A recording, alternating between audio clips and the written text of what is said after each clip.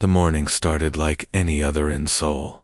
Dr. Kim Tae-ho was drinking his coffee and checking his computer when the sky went dark. He looked up from his desk and saw something impossible. Giant ships were coming down from the clouds. They were huge, bigger than any building he had ever seen. The ships looked like they were made of glass or crystal, but they were solid and real. Kim grabbed his phone and called his wife. The line was busy. He tried again. Still busy. Then he heard voices shouting in the hallway outside his lab. Other scientists were running around, pointing at the windows and talking very fast. "What is happening?" Kim asked Dr. Park, who worked next to him. "Look at the news," Park said. His face was white with fear. Kim turned on the television. Every channel was showing the same thing. The giant crystal ships were not just in Seoul. They were everywhere. New York had them. London had them. Tokyo, Moscow, Beijing. Every big city in the world had these ships hanging in the sky like dark clouds. The news reporter was trying to stay calm, but Kim could hear the fear in her voice. "We are getting reports that governments around the world are trying to talk to these ... visitors. So far, there has been no response." At the military base across the city, Lieutenant Park Min-soo was staring at his radio. He had been trying to contact the alien ships for 3 hours. He had used every frequency, every language, every signal they knew. Nothing worked. The ships just hung there in the sky, silent and waiting. "Sir, should we try again?" asked the young soldier next to him. "Keep trying," Min-soo said, but he had a bad feeling in his stomach. These visitors did not want to talk. Then, exactly 3 hours and 17 minutes after the ships appeared, everything changed. A bright light shot down from the biggest ship. It hit something far away, and the ground shook like an earthquake. Then, another light, and another. The television in Kim's lab went crazy. The reporter was shouting now, not trying to stay calm anymore. "The Pentagon in America has been destroyed. I repeat, the Pentagon has been completely destroyed." More lights came down from the ships. Each one hit something important. Military bases disappeared in bright flashes. Satellite dishes melted like ice cream. Radio towers fell down like broken toys. It was happening everywhere. All at the same time, Captain Lee Jinwoo was flying his fighter jet over the Han River when he got the order to attack. He did not want to shoot at the alien ship, but he had no choice. His missiles flew straight and true, just like in training. But when they hit the ship, something strange happened. The missiles just stopped in the air. They hung there for a moment, then disappeared like smoke. "My weapons are not working," he radioed to his base. "The ship has some kind of shield." Other pilots tried to attack. Their missiles and bullets did the same thing. They just stopped and disappeared. The alien ships did not even seem to notice the human attacks. President Yoon Hae-jin was in his emergency bunker, trying to contact world leaders. Everyone was asking the same question. What do these aliens want? He decided to try talking to them directly. He went on television and radio, speaking to the whole world and to the aliens. "We surrender," he said. "Please stop the attacks. We want to talk. We want peace." But the aliens did not answer. They kept shooting their bright lights at military targets. They destroyed everything humans used to fight or communicate with each other. Dr. Choi Soo-min was not in her university office when the attacks started. She was lucky. She was buying groceries when the sky went dark. When the shooting began, she ran to the nearest subway station with hundreds of other scared people. Down in the dark tunnel, crowded together with strangers, Choi started thinking like a scientist. She studied animals for her job. She knew how different creatures behaved. And as she thought about what the aliens were doing, a terrible idea came to her. "They are not trying to conquer us," she whispered to the man sitting next to her. "What do you mean?" he asked. Choi looked around at all the frightened faces in the subway tunnel. "When you have bugs in your house, do you try to talk to them? Do you try to make peace with them?" The man shook his head. No, Joy continued. You just kill them. You spray poison, or step on them. You do not think about it. You just get rid of the problem. The tunnel went very quiet. Everyone was listening to her now. That is what they are doing to us, she said. We are not enemies to them. We are not even worth talking to. We are just pests they need to get rid of. Outside, the crystal ships continued their work. They did not hurry. They did not get angry. They just systematically destroyed everything humans had built to defend themselves. By the end of the first day, Earth had no armies, no satellites, and no way to fight back. The aliens had not come to conquer. They had come to exterminate. 6 months had passed since the crystal ships first appeared. The world looked very different now. Most cities were just piles of broken concrete and twisted metal. Millions of people were dead. The ones still alive hid in basements, caves, and subway tunnels like frightened animals. Kang Do-hyun used to build bridges for the Korean army. Now he lived in an old subway station under the ruins of Busan, with 37 other survivors. Every day, they watched alien patrol ships fly overhead, looking for humans to kill. The ships moved slowly and quietly, like metal sharks hunting in the sky. Kang spent his days studying the aliens. He watched them through broken windows and cracks in the walls. He saw how their weapons worked, how their ships moved, how they searched for survivors. Most people just hid and hoped the aliens would not find them. But Kang was different. He was an engineer. He liked to solve problems. I think I know something about these aliens, he told the group one evening. They were sitting around a small fire made from broken furniture, eating canned food they had found in a destroyed store. What do you mean? Asked Mrs. Kim, an old woman who had lost her whole family. Kang picked up a rock and threw it at the wall. It bounced off and hit the ground. Watch this, he said. Then he picked up his rifle and shot at the same spot on the wall. The bullet made a small hole. See, different things happen when you hit something different ways. The people looked confused. Kang tried to explain better. The alien ships have shields, he said. I have seen our soldiers shoot at them. Bullets do not work. Rockets do not work. But I think the shields only stop certain kinds of attacks. What do you mean? Asked Park, a young man who used to work in a factory. The shields are like a smart wall, Kang said. They know how to stop bullets and bombs because bullets and bombs always work the same way. But what if we attack them with something completely different?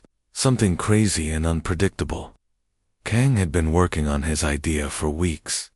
He had found bags of fertilizer in a destroyed farm store. He had taken electronic parts from broken televisions and washing machines. Slowly, carefully, he had built something new. He showed them his creation. It looked like junk wires and tubes and timers all stuck together with tape, but Kang was proud of it. This is not like a normal bomb, he explained. Normal bombs explode in a pattern. The aliens can predict that. But this is chaos. Chemical reactions that change and spread. Timing that is never exactly the same. The aliens cannot calculate what will happen. Across the city, in another subway tunnel, Dr. Lim So-young was making her own discovery. Before the invasion, she had studied sound waves and frequencies. Now she was using that knowledge to study the aliens. She had built a radio from car parts and computer pieces. Every night, she listened to the signals the alien ships sent to each other. Slowly, she started to understand how they communicated. They used quantum frequencies, she whispered into her radio, talking to other survivors around the world. Very specific patterns, like a musical note that only they can hear. But if we can disrupt those notes, Lim had found that when she played certain sounds near alien equipment, strange things happened. Lights would flicker. Machines would stop working for a few seconds. It was not much, but it was something. We can blind them, she told the other survivors in her tunnel.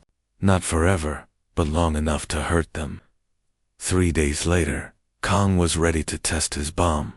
A small alien patrol craft came flying over Hyundai Beach, just like it did every morning. The craft was looking for humans hiding in the beach houses, and hotels. Kong had hidden his device under the sand where the alien ship always flew. He waited in the ruins of a hotel, his finger on a button made from an old television remote. The alien craft came closer. It was beautiful in a terrible way. Smooth crystal walls that reflected the morning sun, floating silently about 20 feet above the ground. Kong could see strange lights moving inside it, like the thoughts of an alien brain. "Now," he whispered, and pressed the button. The explosion was unlike anything anyone had ever seen. Instead of one big bang, there were dozens of smaller explosions, each one different from the others. Fire and smoke spread in patterns that made no sense. Chemical reactions created colors that should not exist. The alien ship's shields tried to absorb the attack, but they could not calculate what was happening. The chaos was too much. Sparks started flying from the ship. Its smooth flight became shaky and uncertain then, with a sound like breaking glass. The alien craft crashed into the beach. Kong and the other survivors ran to the crash site. The crystal ship was broken and smoking. Strange blue liquid was leaking from cracks in its walls. For the first time in 6 months, humans had hurt their enemies. "They can bleed," whispered Mrs. Kim, staring at the blue liquid soaking into the sand. That night, Lim's radio crackled with voices from around the world. Survivors in London, New York, Tokyo, and Moscow had heard about what happened in Busan. For the first time since the invasion began, people were not just hiding, they were fighting back. 1 year had passed since the world went dark. Humans were no longer just hiding and running. They had learned something important about their enemies. The aliens were very smart, but they always did things the same way. Humans were different. Humans could be crazy and unpredictable. Park Junho used to build skyscrapers in New York City. He knew every beam, every wire, every weak point in those giant buildings. Now he was using that knowledge to fight back. He had been watching the alien harvester ships for months. These big machines came down from the motherships to collect useful materials from the ruins. The harvester always followed the same path. Through Manhattan, it flew down Broadway, then turned east toward the river. It always flew at the same height, always at the same speed. The aliens liked patterns and rules. Park had an idea that was completely insane. He gathered 20 other survivors in the basement of a broken hotel. "I need your help to kill a harvester," he told them. "How?" asked Maria, a woman who used to work in the subway system. Park pointed up at the ceiling. Above them, somewhere in the darkness, was what was left of the Empire State Building.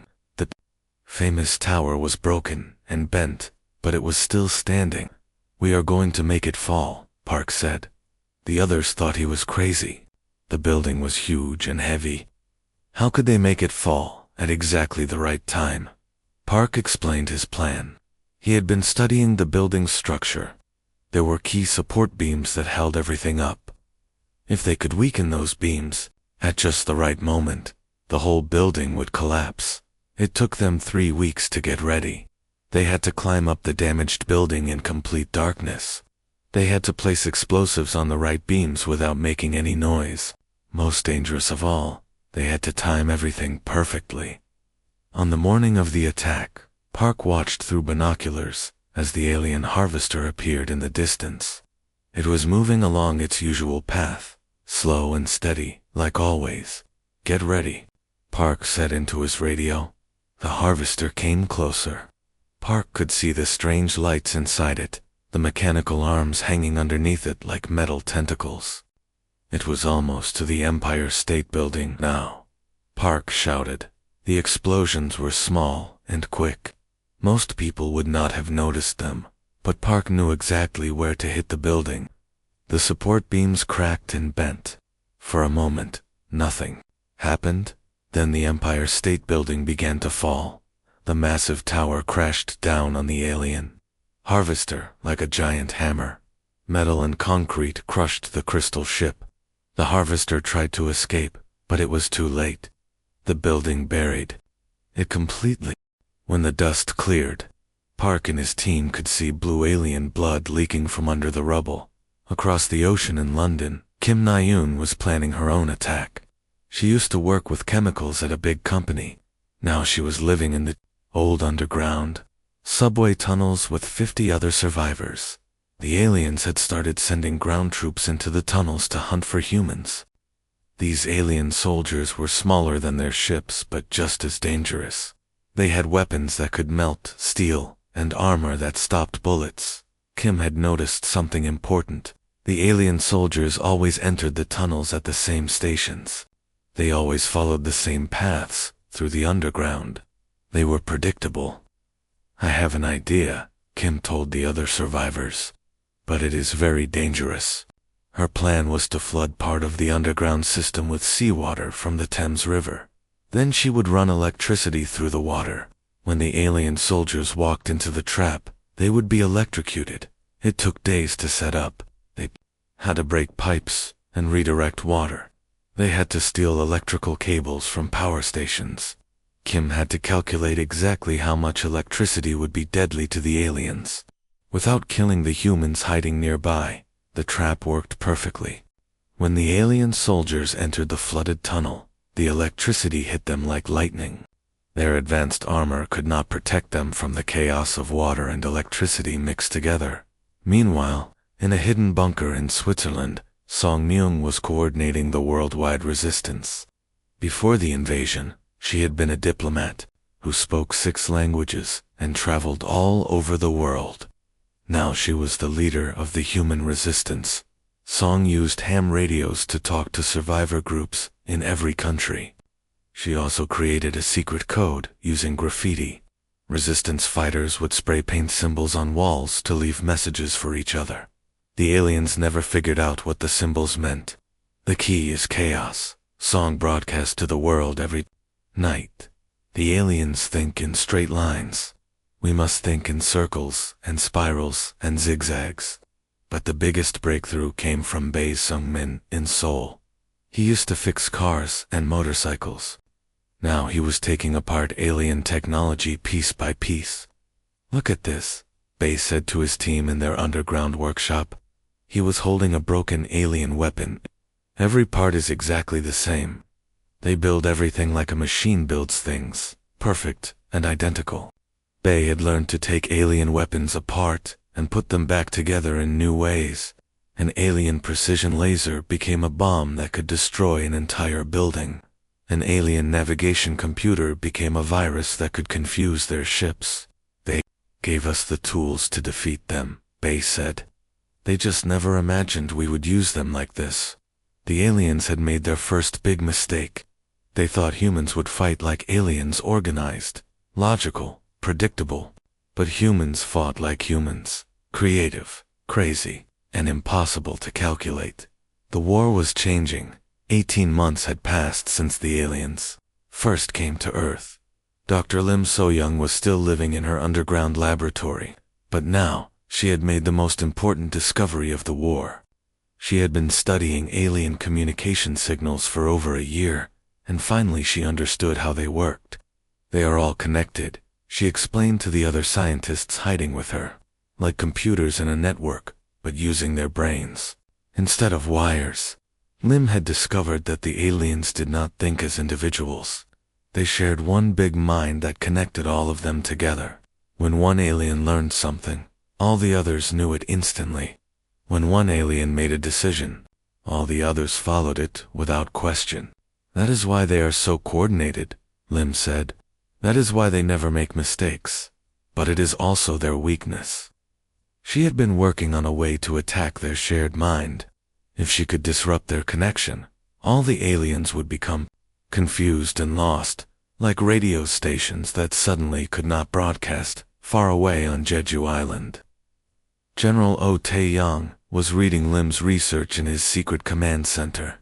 The general had been hiding underground for months, coordinating resistance groups all over the world. He was one of the few military leaders who had survived the first day of the invasion. "This could work," he said to his staff. "If we can cut their communication network, we can turn their greatest strength into their greatest weakness." The general started planning something he called Storm Protocol. The idea was simple, but dangerous. Every resistance group in the world would attack the alien network at the same time. They would use electromagnetic pulse weapons that Lim had designed, devices that could disrupt the quantum signals the aliens used to communicate. The EMP devices were built from scavenged alien technology and human electronics. They looked like metal boxes covered in wires and antennas. Each device could only work once before burning out, so they had to make every shot count. "All teams, prepare for Storm Protocol." The general broadcast 2 resistance groups around the world. In New York, survivors hiding in the subway prepared their EMP device. In London, the team that had flooded the underground tunnels got ready with their own device. In Tokyo, Moscow, Sydney, and dozens of other cities, humans prepared to strike at their enemies' mines. "Execute Storm Protocol," General O commanded.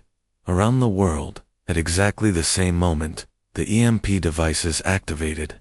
The electromagnetic pulse was invisible, but its effects were immediate and devastating. The quantum network that connected all the aliens suddenly went silent.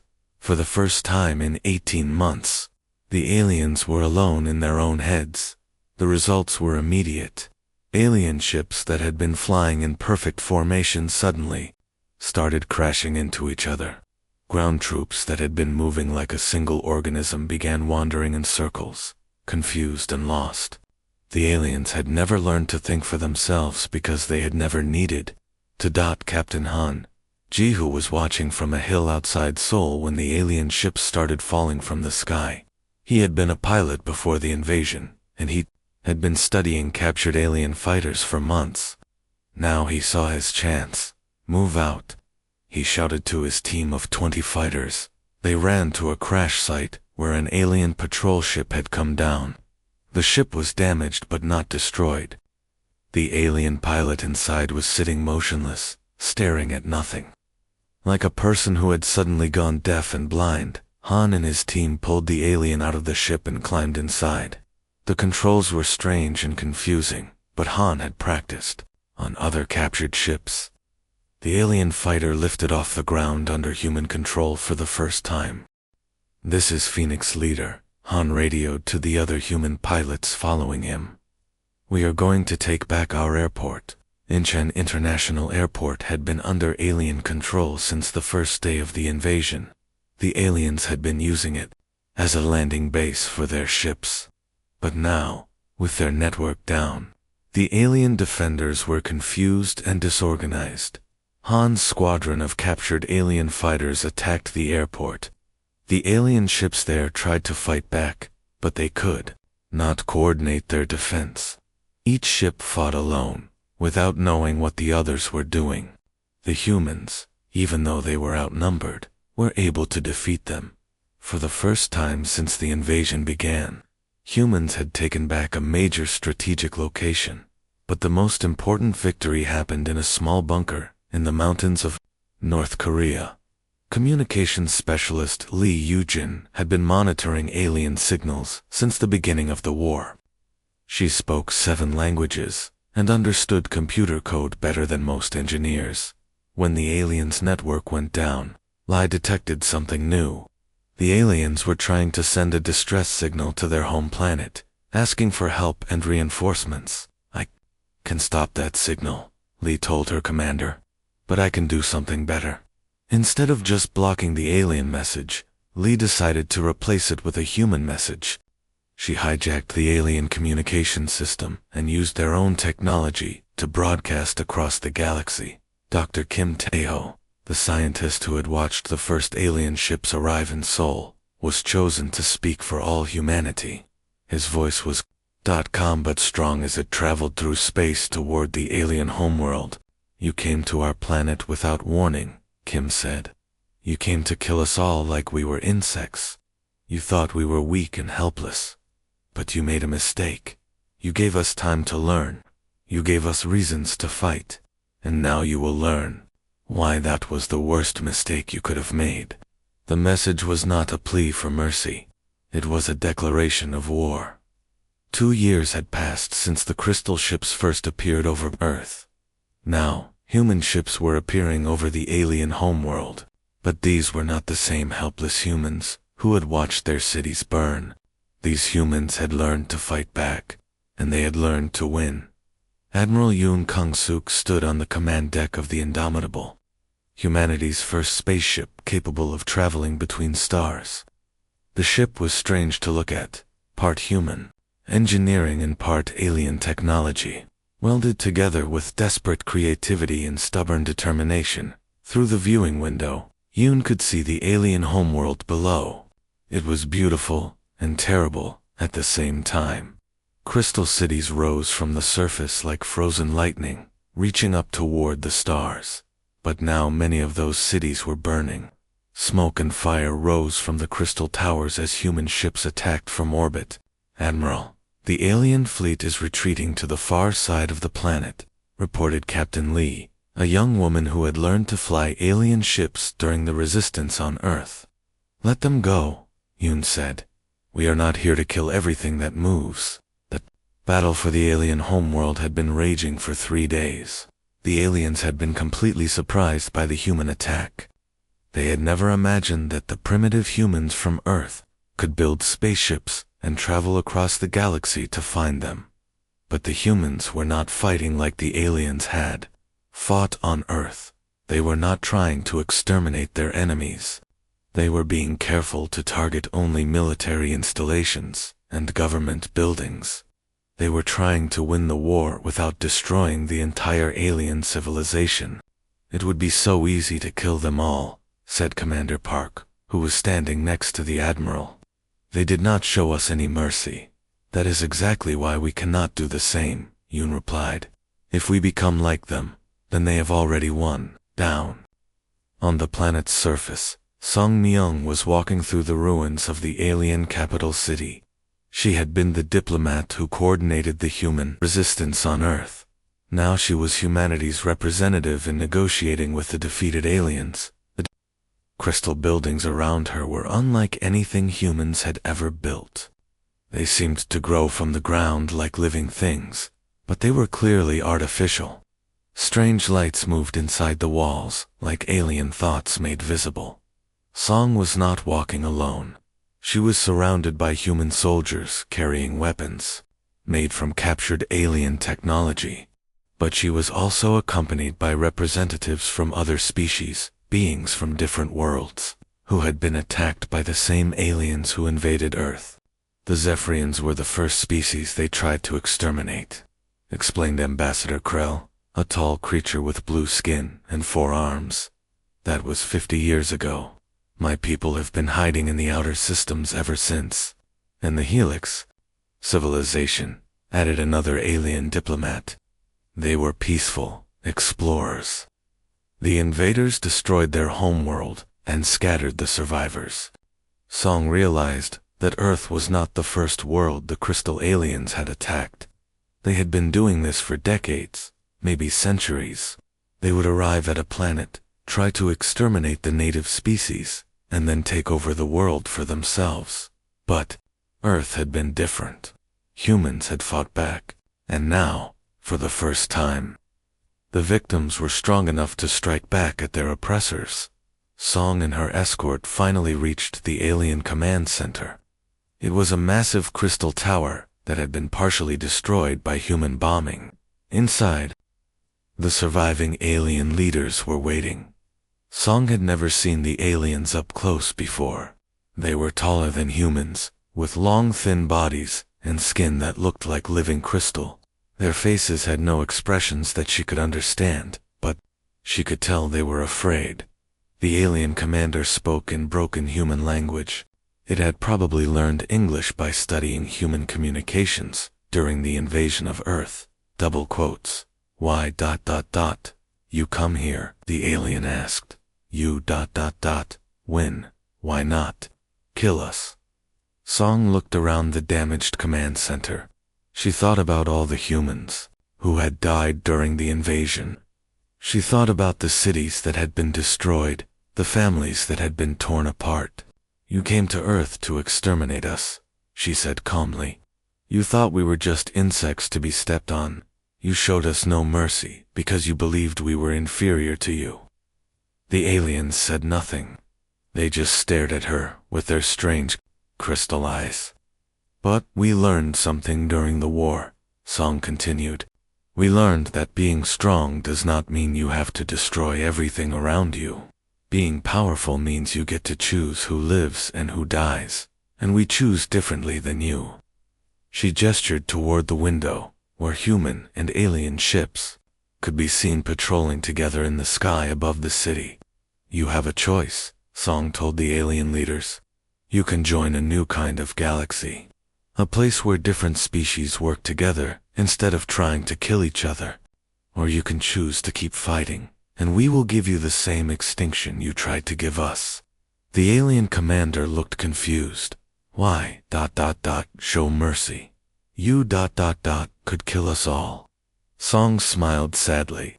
Because someone has to break the cycle. Someone has to choose to be better. The storm you brought to our world taught us that destruction is easy. Any fool can break things. But building something new, something better, that takes real strength.